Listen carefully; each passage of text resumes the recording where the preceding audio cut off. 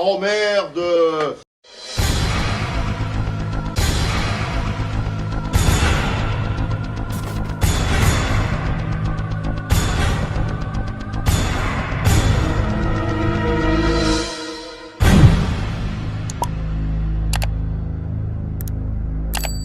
Bonjour à tous et merci. Merci parce que vous êtes dès à présent 10 000 abonnés sur Nienko TV. Parce que sans vous, cette chaîne ne serait rien et sans vous, j'aurais, je pense, laissé tomber depuis un moment. On va d'ailleurs parler de ce qui s'est passé les derniers mois. On va aussi parler de ce qui va se passer dans les prochains mois. Comme je vous l'ai dit, on fera pas de FAQ avec des questions sur moi parce que c'est pas moi le sujet. Le sujet, c'est mon travail, ce que mon travail apporte à ceux qui l'apprécient, vous si vous regardez cette vidéo. Et je n'ai pas d'autre vocation que de partager avec passion, je pense, des films qui m'ont marqué, que ce soit dans mon enfance, dans mon adolescence ou même en tant qu'adulte, même si j'en parle moins souvent, avec vous qui avez à peu près mon âge, globalement, entre 30 et 45 ans, en moyenne. En tout cas, c'était le but et c'est pleinement réussi de mon côté parce qu'on est une super communauté, vous êtes tous géniaux, ou presque, qui dit beaucoup d'abonnés, enfin beaucoup, dit aussi qu'il y a certains commentaires qui sont là juste un petit peu pour troller. Ça fait partie des règles quand on commence à avoir un petit peu de vues. Je pense à tous ceux qui écrivent des romans de 3 pages juste pour dire que c'est de la merde. En tout cas, ils ont du temps à perdre, mais ça fait un commentaire, donc c'est quand même gentil à eux. Et j'ai vidé, ça se voit pas derrière moi, mais j'ai vidé tout le premier étage de ma collection afin de vous montrer, alors pas forcément un par un, parce qu'on va pas y passer 3 heures, la collection que j'ai, ce qui nous permettra éventuellement de revenir sur des vidéos qui sont passées et d'autres films qui pourraient devenir des vidéos futures si jamais vous en avez envie. Et avant de dévoiler la collection, j'avais aussi envie de revenir sur un dilemme que j'avais, que je partage avec vous depuis un moment, à savoir que si la chaîne a eu un gros coup de boost ces dernières semaines, quasiment le double d'abonnés en 3 mois de ce que j'ai eu en 2 ans et demi, c'est pas rien, c'est parce que clairement la chaîne s'est spécialisée en cinéma français populaire des années 60, 70, 80, 90. Et c'est pas un sujet sur lequel je suis arrivé n'importe comment juste parce que je me disais que ça marcherait mieux. Les premières vidéos que j'ai fait pour ceux qui me suivent depuis mes débuts, c'était Le Gendarme et Fantomas. Mais c'était de très mauvaises vidéos. Donc j'ai toujours eu envie de parler du cinéma de mon enfance. Mais quelque part, on s'en fout de mon enfance. C'est pas mon enfance dont il s'agit, c'est l'enfance de tout le monde, de vous qui regardez. C'est ce qui fait que les vidéos, je pense, sont sympas pour vous. D'où le dilemme que j'ai eu et que j'ai de me dire que je peux continuer à pleinement exploiter le cinéma français parce que j'ai des centaines de vidéos de prévues. Des centaines, je n'exagère pas. Mais d'un autre côté, ceux qui sont là depuis le début, on va dire les 1000 premiers abonnés que j'ai mis 1 an à avoir, eux, ils étaient là parce qu'ils aimaient que je fasse un peu de tout. Que je fasse des Retours vers le futur, des Terminator et des sagas que j'ai pris énormément de plaisir à faire. Sauf que quand tu bosses 24 heures ou 48 heures sur une vidéo comme les Die Hard et que ça fait 1000 vues péniblement et que dès que je parle de Louis de Funès ou de Coluche ou de Belmondo ou de Pierre Richard ou de tous ces comiques légendaires des années 60, 70, 80, ça fait 10, 15, 20, 25, 30, 35 000, 37 000 vues même pour La Soupe aux choux. Alors faut bien comprendre que quand je veux revenir à Die Hard numéro 5, où je sais que ceux qui se sont abonnés dernièrement ne se sont pas abonnés pour voir ça, ils se sont abonnés parce qu'ils ont vu qu'il y avait plein de films français à regarder sur ma chaîne. Donc c'est quand même un dilemme que j'ai. Je veux pas forcément trahir l'identité que je voulais donner à ma chaîne, mais je dois aussi m'adapter à la demande. La demande, c'est vous qui faites la chaîne. Je m'adapte quand même à ce que vous voulez voir la plupart du temps. Donc j'ai pas encore la réponse. Je sais que je continuerai à parler de certaines sagas.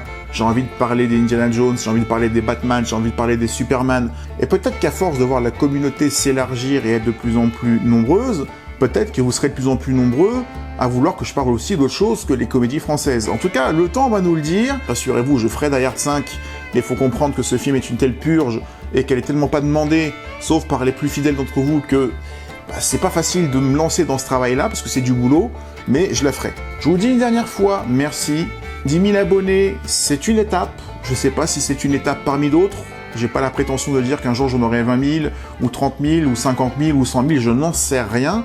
Je vais continuer à travailler avec le même sérieux qu'avant, sachant que plus vous êtes nombreux, plus il y a de l'attente, mais je l'accepte, encore une fois, ça fait partie des règles du jeu. C'est une responsabilité que j'ai maintenant de faire en sorte que toutes mes vidéos soient au top, pas comme les toutes premières pour ceux qui les auraient vues. Et maintenant qu'on a parlé un petit peu de passé et d'avenir, voyons voir ce qu'il y a sur le premier étage de mon étagère, sachant que je ferai les autres étages qui sont derrière moi, si jamais un jour on arrive aux 25 000, 50 000, 100 000, etc. À chaque fois que je passerai une étape que j'estime être marquante, je dévoilerai un étage. Place au premier étage.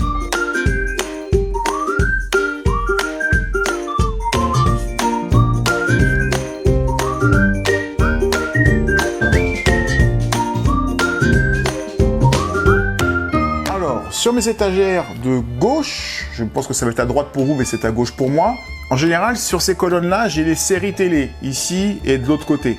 Et l'une de mes séries de cœur, même s'il n'y a aucune vidéo qui rend honneur à cette série, puisque du coup je parle plus de série en ce moment, c'est la série Buffy contre les vampires.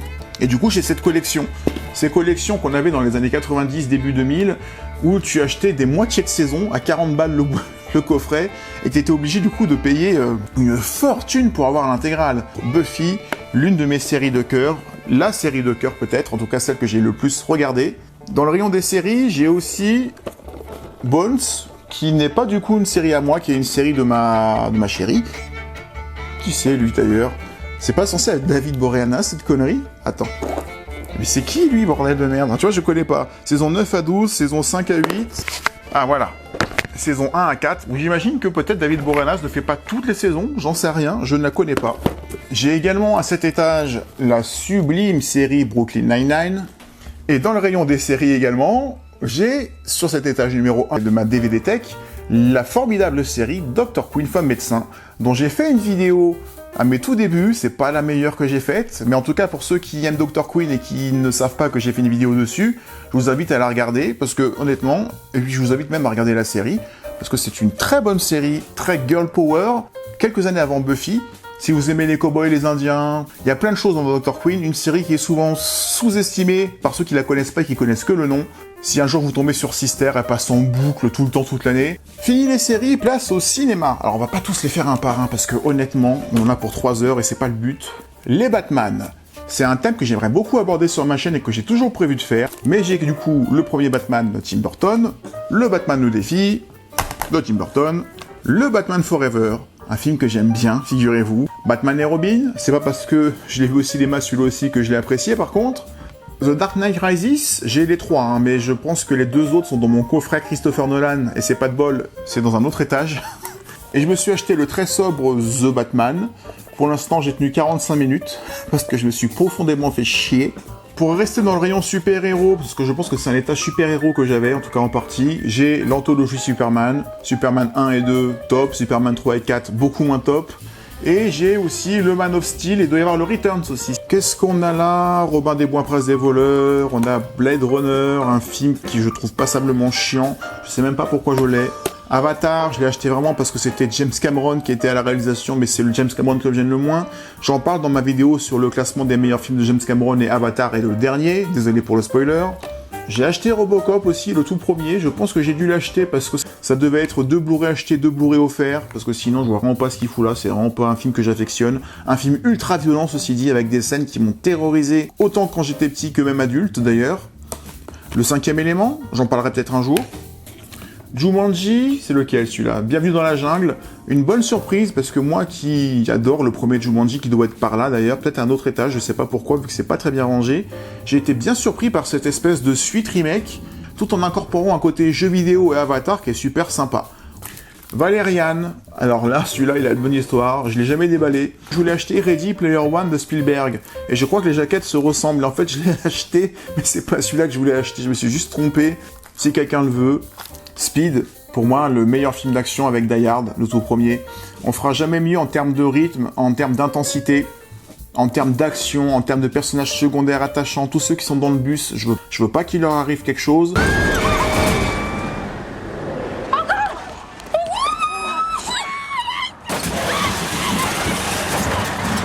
Et dans un film d'action, le secret, c'est quand même de s'attacher aux personnages qui vivent les trucs. Les Mary Poppins. Mary Poppins numéro 1, mon Disney préféré. Dans l'ombre de Marie, un film magnifique que j'ai été voir au cinéma et qui m'a complètement bouleversé. Et le deuxième Mary Poppins que j'ai vu au cinéma et qui m'a beaucoup moins enchanté. Peut-être que j'ai grandi, peut-être que j'ai vieilli, ou peut-être que c'est juste moins bon tout simplement. Les Aliens. Alors j'ai le coffret Alien qui doit être quelque part par là, donc les 4 premiers ils sont derrière mais ils sont pas là.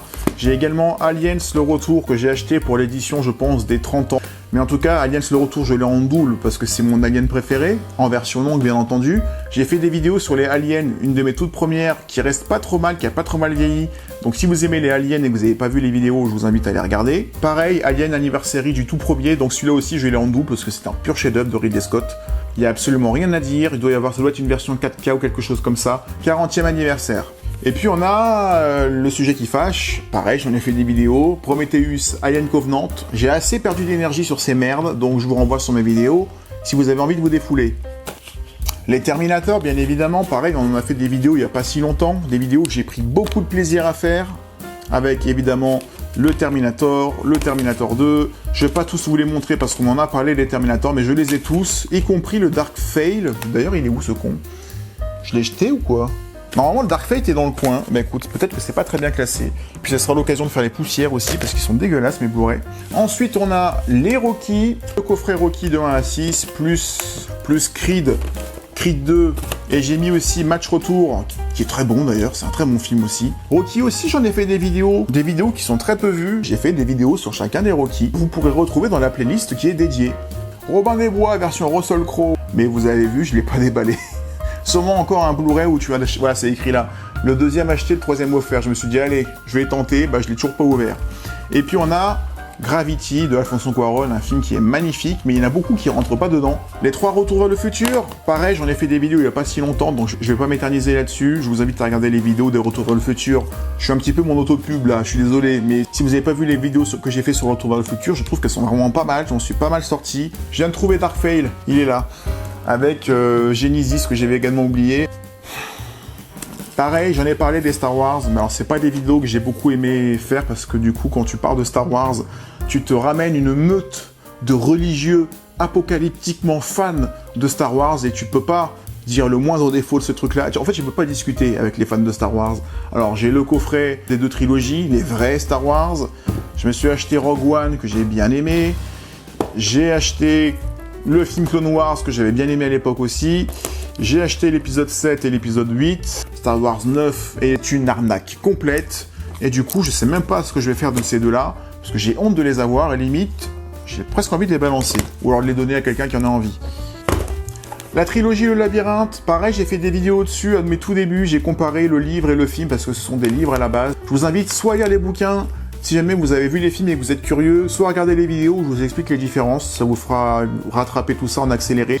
Les SOS Fantômes, le 1, le 2, celui avec les filles, j'aime beaucoup celui avec les filles, enfin j'aime beaucoup. Je le déteste pas, j'ai passé un bon moment, j'ai bien rigolé, j'ai pas compris toute la haine qui s'est déferlée sur ce film-là. Pareil, j'ai fait des vidéos sur tous les SOS Fantômes, j'en ai 2, j'en ai une sur l'héritage, une sur les 3 autres, que j'ai fait en une seule vidéo. Donc si vous voulez voir ce que je pense des SOS Fantômes, encore une fois, vous trouverez la vidéo SOS Fantômes dans ma playlist.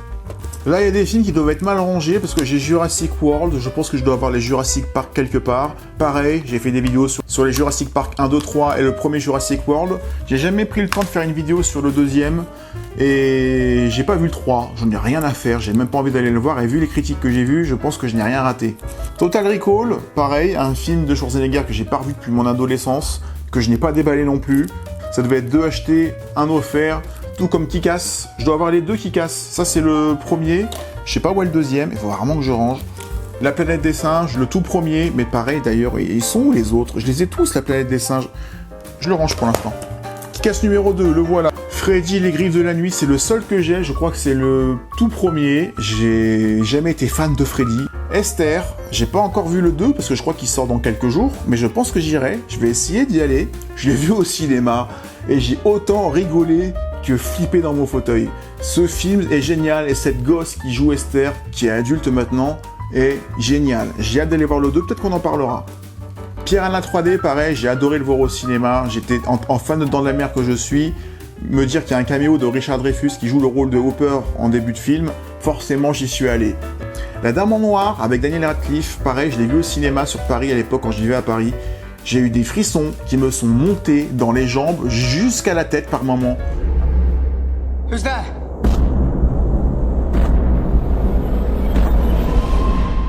Les Scream, pareil, j'en ai fait des vidéos qui je pense sont vraiment pas trop mal parce que Scream c'est la saga horrifique avec laquelle j'ai grandi, avec Halloween. Halloween doit être pas loin d'ailleurs. J'ai pas acheté le 5e, enfin le requel Scream de 2022 parce qu'il est pas bon. Mais pareil, j'ai fait des vidéos sur les 5 Scream, j'ai fait chacun à la sienne, donc on parlait des Halloween, qui est ma saga horrifique de référence. C'est pas la meilleure, parce qu'il y a plein de mauvais films dans cette saga. Pareil, j'ai fait une double vidéo sur les Halloween. En tout cas, j'ai tous les Halloween dans toutes les versions qui existent en France. Et c'est pas facile parce qu'il y en a qui sont pas édités. On se rapproche de la fin, il est temps, parce que c'est long quand même comme vidéo. Une nuit en enfer, un film absolument génial, parce que tu t'attends pas la première fois que tu le vois à une chute pareille, à une dernière partie pareille. Conjuring, je crois que j'ai que le premier, parce que je suis même pas sûr d'avoir été voir les autres. En tout cas, le dernier, c'est sûr que je l'ai pas vu. Une fois que t'en as vu un, tu le vois une fois et ça suffit. Tout comme Life que j'étais voir au cinéma en mode dépressif, parce que j'étais tellement dégoûté de Alien Covenant, je pense qu'il a dû sortir la même année, que ça m'a fait du bien de voir un film, on va dire, de science-fiction avec une espèce de forme extraterrestre alien qui tienne à peu près debout, même s'il est loin d'être parfait. Quelques films indépendants, j'ai rencontré le diable, j'ai pas de mots pour ce film-là, tellement il est d'une violence et d'une pureté en même temps. C'est un film pétrifiant. Pétrifiant. J'avais pas ressenti ça depuis Martyr. Je sais pas si Martyr est là-dedans, mais c'est ce genre de film qui te scotche, qui te marque, où tu dis rien pendant 2 heures. L'Orphelinat, The Thing, que j'ai pas déballé, New York 97, que j'ai pas déballé. Je me suis dit que j'allais me faire une rétrospective de John Carpenter, mais du coup, vous avez vu, j'ai pas commencé. The Grudge, que j'ai vu au cinéma. La scène de l'ascenseur, la scène du gosse, la scène de la nana qui est prise dans le lit.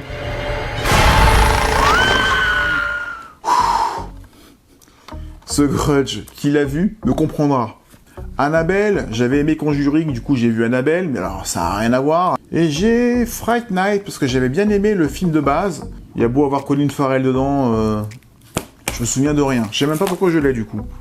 Il y a des fois, je suis vraiment bon public, je vous l'ai dit. On arrive vers la fin. Escape Game, que j'avais vu au cinéma. Pareil, j'avais envie de le revoir à la maison, mais je ne l'ai pas déballé. Comme quoi, j'ai pas trop le temps. Great White, j'ai fait une vidéo sur les films de requins. Je me le suis acheté exprès pour en faire une vidéo, mais il est tellement mauvais. Pareil, celui-là aussi, il passerait à la poubelle que ça me chagrinerait pas. Alors, si quelqu'un le veut, vous me dites, je vous l'envoie.